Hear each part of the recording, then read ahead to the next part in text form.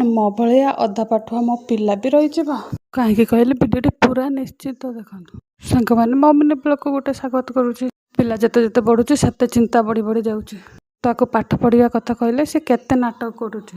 ବେଳେବେଳେ ତ କହୁଛି ମୋ ଖଡ଼ି ସରିଯିବ, ମୁଁ ସେଥିପାଇଁ ଲେଖିବିନି। ଭାବନ୍ତୁ ତ କାହାକୁ ଚିନ୍ତା ହେବନି। ଦୀର୍ଘ 6 ମାସ ହେଲା ହିଁ ଗୋଟେ ମଣ୍ଡେଇ ପାରୁନି। ପିଲାମାନଙ୍କ ଭବିଷ୍ୟତ ଅନ୍ଧାର ହେଇଯିବନି ପାଠ ନ ପଢ଼ିଲେ। ଚିନ୍ତାରେ ମୋତେ ନିଦ ବି ହେଉନି। ସମସ୍ତେ ପ୍ରାର୍ଥନା କରନ୍ତୁ ପିଲା ଟିକେ ପାଠ ପଢ଼ୁ। ସକାଳୁ ସକାଳୁ ତାକୁ ପାଠ ପଢ଼ିବା ପାଇଁ ବସେଇନି ଯେ ସେ ପଢ଼ିଲାନି। ତାପରେ ବାହାରକୁ ଆସି ଦେଖେ ତ ପୁରା ଅନ୍ଧାର କରିକି ରଖିଛି। ମେଘ ଟୋପେ ଟୋପେ ପକାଉଥିଲା, ତାପରେ ଗାଧୋଇ ପାଧିକି ଆସିକି ଲୁଗା ଶୁଖେଇ ଦେଇ ଆସିଥିଲି। ଏତେ ପାଗ କରିଛି ଶୁଖିବ ନା ନାହିଁ କେଜାଣି।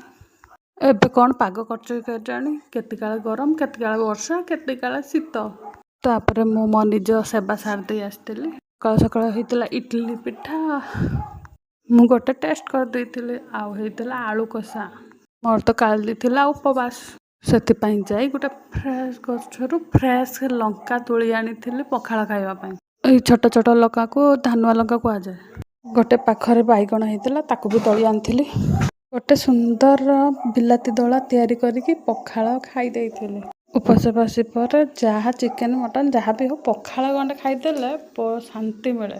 ଦ୍ୱିପହରକ ଡାଲି, ଶାଗ ଭଜା, ସାଲାଡ଼ ଆଉ ଗୋଟେ ଭଜା ହୋଇଥିଲା। ତାପରେ ଦ୍ୱିପହର ଖାଇବା ଘିନିକି ବସି ଯାଇଥିଲି। ତାପରେ ଲଞ୍ଚ ସାରି ଦେଇଥିଲି। ଆଜି ମଙ୍ଗଳବାର ବୋଲି ସାଧା ସିଧା ଆଇଟମ୍ ହେଇଥିଲା।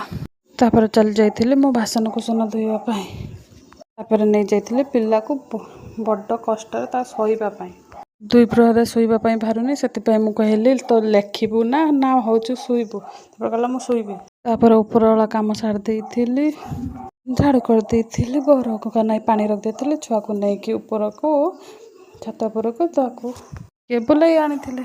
ଆଜିକି ଏଠି ବାହାରକୁ ଯାଇ ହେଲାନି। ଆଜି କେତେ ଦିନ ପରେ ନଳି ଖାଇବା ପାଇଁ ଇଚ୍ଛା ହେଇଥିଲା, ସେଥିପାଇଁ ନଳି ଛାଙ୍କିକି ରାତିରେ ଖାଇ ଦେଇଥିଲି। ପିଲାର ଭବିଷ୍ୟତକୁ ନେଇ ବହୁତ ଚିନ୍ତା। ଆମେ ଛୋଟ ଥିଲାବେଳେ ଆମ ବାପା ମାଆ ଟିକେ ତୁରା କାଢ଼ିଲେ ଆମେ ପାଠ ପଢ଼ିବା ପାଇଁ ବସି ଯାଉଥିଲେ। ଏବେକା ଛୁଆ କିଛି ମାନୁନାହାନ୍ତି। ଆପଣମାନଙ୍କ ଘରେ ଛୁଆ ଭଲ ପଢ଼ୁଛନ୍ତି ନା ଏମିତି ବଦମାସ ହେଉଛି? କମେଣ୍ଟରେ ଜଣେଇଥିବେ। ସମସ୍ତେ ମୋ ପିଲାକୁ ଆଶୀର୍ବାଦ କର, ସେ ଯେମିତି ଭଲ ପାଠ ପଢ଼ୁ।